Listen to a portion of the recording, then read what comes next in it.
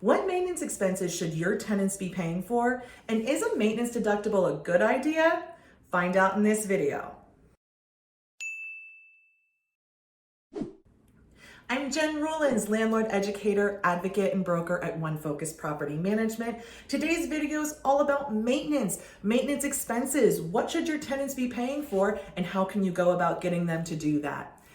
In order to chat about this topic, we really need to break down the different kinds of maintenance expenses that you can expect on your rental property. I've identified 5 categories. Let's get started. The first category, I call this lawn, snow, and cleaning. That's the lawn care that the property is going to need, any snow removal, and any cleaning that might be needed for interior common spaces like laundry rooms, mail rooms, or storage. This is always going to be determined by the lease, but I'll tell you what I most typically see. In single-family rentals, as long as there's an appropriate storage place for a lawnmower and the gas that goes with it, like a garage or a storage shed, it's almost always the responsibility of the tenant. I only see that not be the responsibility of the tenant when it's an extreme amount of need. So maybe it's an extremely large property, or there's a lot of snow removal that needs to be done due to the nature of the property. But most typically, our single-family home tenants are taking care of those maintenance expenses. Now in multifamily, it's much more common to have those expenses be the responsibility of the landlord. And this is because when you have multiple tenants with that kind of common space and common responsibility, it's just a breeding ground for problems. So it's much more simple and effective for the landlord to procure professional vendors to provide those services. I have seen landlords try to use a tenant in the building as the service provider in exchange for a rent credit or something like that. It can work. It has worked. I've seen it not work an awful lot.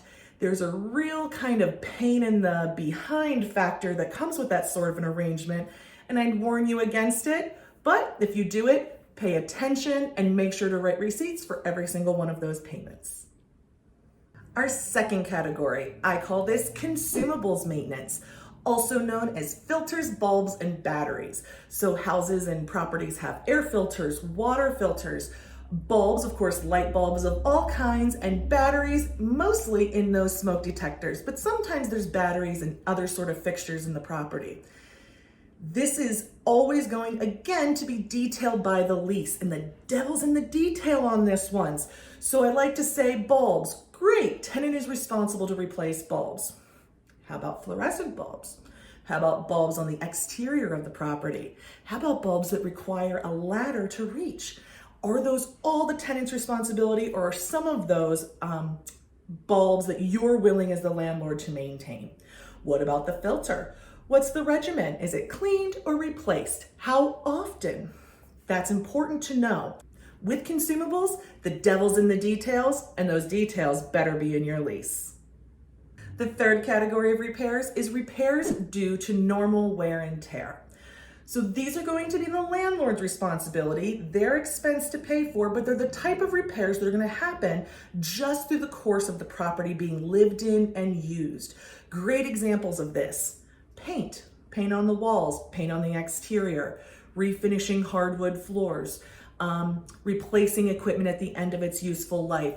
Things like this are going to be your most typical normal wear and tear repairs. These are the landlord's responsibility, and it's a really bad idea to make them the tenant's responsibility.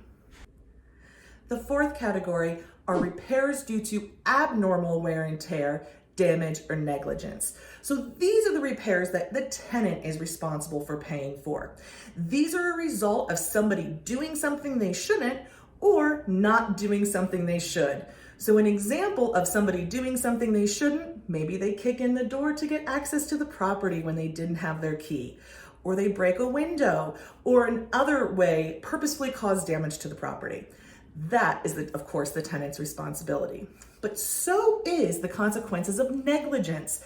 So if the tenant didn't replace the air filter on the furnace as they were supposed to, and it resulted in a machine malfunction and a repair needed, that could be chargeable to the tenant as abnormal wear and tear due to negligence. You really want your lease to be clear on that one. I like to see these repairs being handled as they're needed and not saved until the end of the tenancy. And so it's important that these repairs be done and that they be arranged by the landlord and with the landlord's preferred vendors. We do not want to allow tenants to hire their own vendors to do work on your property or to arrange these repairs directly. So typically this is a reimbursement. The landlord would perform the work to repair the damage and then require reimbursement from the tenant. The fifth category of repairs is capital improvements.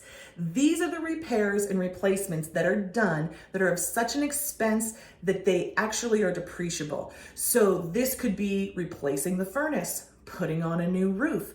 It could be renovating a kitchen. Things like that are going to be the landlord's responsibility to take care of every time. Let's chat about maintenance deductibles. So what is that?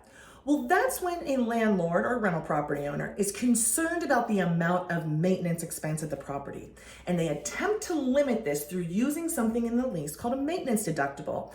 And that could be read as the first so many dollars, I usually see 50 or 100 as that amount, of the maintenance expense for any issue be the responsibility of the tenant.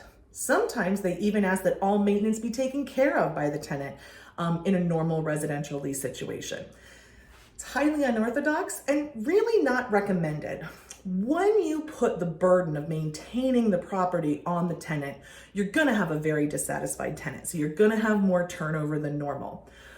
But you're also disincentivizing the tenant to report any issues or to take care of the property. All they have to do to solve the problem is move. It's still your property. So I would really rather see leases be written more clearly, be thought through, and landlords be prepared to enforce their agreements as opposed to trying to shift the burden of the maintenance expense onto the tenant. Thanks for watching our video today. I took a month off from making videos, but I missed it so much. I'm so glad to be with you, and you'll see videos hitting your stream every week. If you're not seeing videos hit your stream in YouTube, subscribe. You'll never miss a video of ours, and we can't wait to see you next week.